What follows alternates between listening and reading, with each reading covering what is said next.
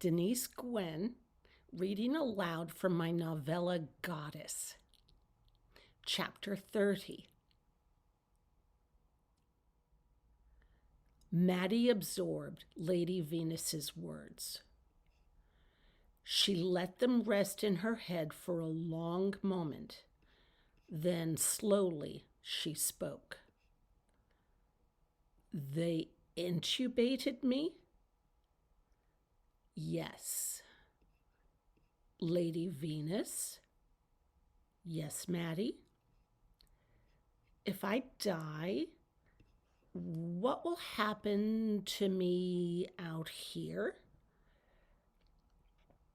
Lady Venus did not speak for a long moment.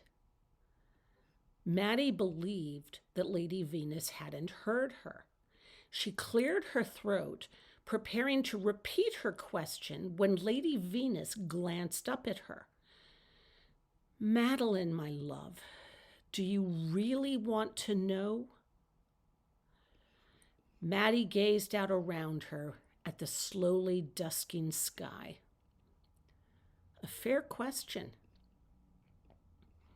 Did she really want to know? Would it make any difference if she did? Yes, she said at last, I think I do. In that case, I shall answer. What will happen to me, Lady Venus? I will lose you. Oh. As simple as that. Tears filled her eyes. Lady Venus's answer struck her with a brutal force, the power of a bullet. The surprise of it, the shock of it, and yes, the pain of it, for it hurt unbearably. I will lose you. Oh dear. Tears brimmed in Madeline's eyes. She'd assumed that she'd survived her drowning. But Lady Venus had put it to her pretty bluntly, hadn't she?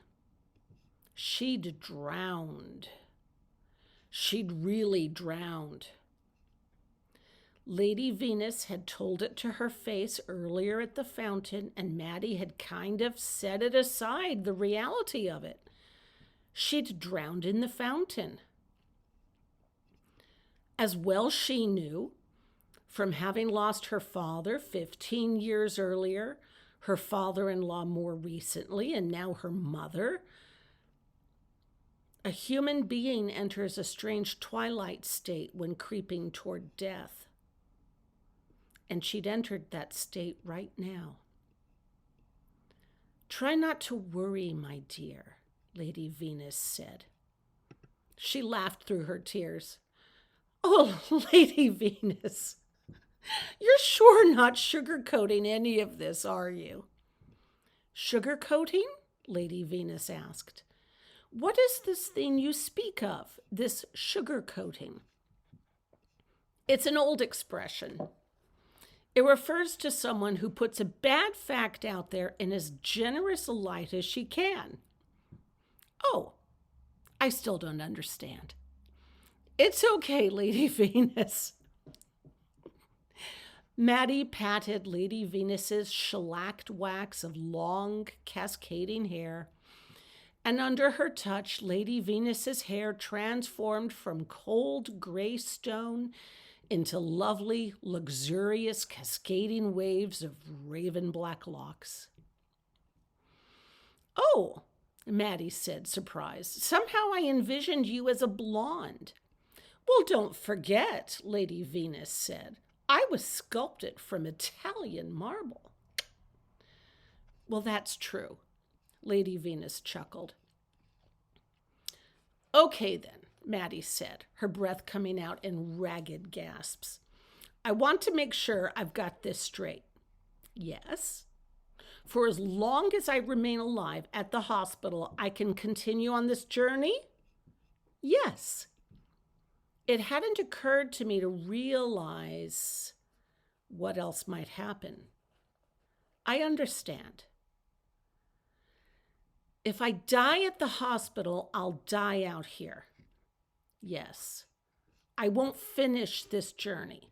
Correct. I hope you survive, for I need you to fulfill a mission. Now, this came as a surprise. You need me? Oh, yes, absolutely.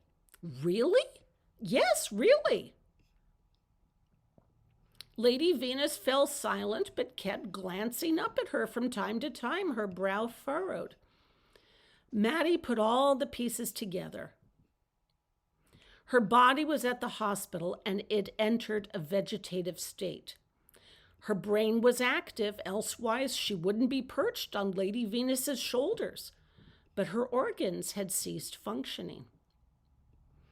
In order to keep her physical body alive, the organs operating and the heart beating, the doctors and nurses had intubated her and hooked her up to machines that help her breathe. No, machines that made her breathe. Because without the machines, she could not breathe and she would die. She'd reached a terrible stage, a point where if certain things didn't happen, she would die. When her own dear father had reached the end of his life, it'd been just this way. She'd called home every day from Cincinnati to check in on her mother and get a daily report. And every weekend, she'd brought her entire family to Bloomington with her to help provide emotional support for her mother. Helen drove to the hospital daily and held vigil over her husband. The bleakness of the situation was wearing her down. Every time the medical staff met with Helen, they told her what would most assuredly happen if she refused the recommended treatment. No matter what the offered treatment might be, her husband would die. If she didn't approve dialysis, he'd die. If she didn't approve surgery to remove his gallbladder, he'd die. If she didn't approve intubation, he'd die. Her beloved husband of 45 years would die. And now, at the relatively youthful age of 57, it was happening to her. I just didn't think it ever happened to me, not at this age, Madeline said. I'm only 57. A silence greeted this remark. Nobody expects death to come to them, Maddie, Lady Venus said at last. True. Speaking in a conversational tone of voice, Lady Venus said, in the Herald Times newspaper today, I saw an obituary for a 17-year-old boy. Madeline reeled at this information. Oh my goddess, that's so sad. I've noticed this, Lady Venus said. Whenever someone young dies, and if it's not from cancer or a terrible car accident, they say he died at home or she died at home. Yes, it's tactful that way, Maddie said. Is this the discreet way of saying that somebody committed suicide? Sometimes, Maddie said. Although, and I'm sure you don't know of this, but there's a terrible opioid crisis sweeping the country and lots of people are dying from fentanyl overdoses. Ah, I see. I did not know this. Yes, well, you've been busy after all.